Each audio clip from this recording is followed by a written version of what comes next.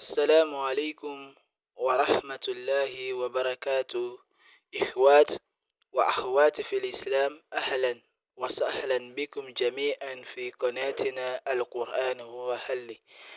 Bienvenue à tous sur notre chaîne Le Coran, ma solution pour l'apprentissage de la langue arabe. Alors, avant de commencer notre premier cours, nous allons faire une muqaddimat qu'on appelle une introduction, et le point que nous allons apporter là-dedans est pourquoi suivez-vous ce cours pour que votre dévotion soit jusqu'à la fin. Parce que à la fin de chaque section de cours, nous allons faire une évaluation pour tous ceux qui ont suivi. Introduction. Pourquoi suivre ce cours d'arabe est-il important? Il est important parce qu'il vous permet d'abord de comprendre le Coran et parler l'arabe. Elle est aussi importante parce que c'est une langue parlée par des millions de personnes. Plus de 400 millions de personnes dans le monde aujourd'hui parlent la langue arabe.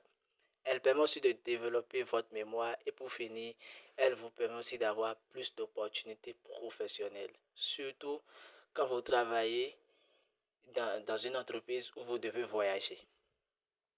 Alors, notre première leçon sera nommée Al-Kalimat, qui veut dire les mots.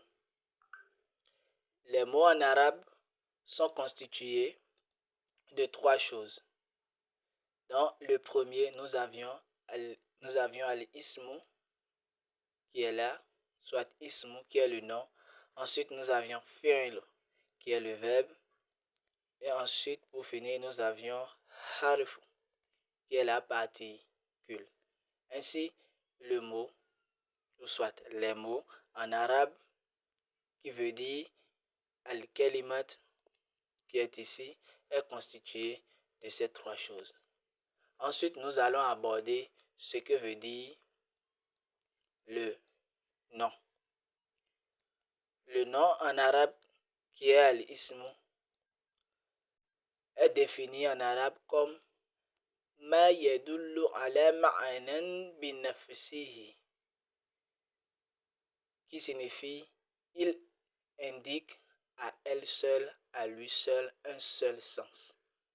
Lorsque nous prenons le nom en arabe, elle a un seul sens. Par exemple, nous avions Muhammadun qui est là. Muhammadun. Ensuite, nous avions Madrasatun. Madrasatun. C'est une école.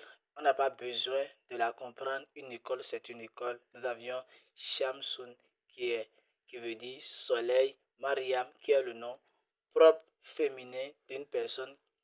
Et ainsi de suite.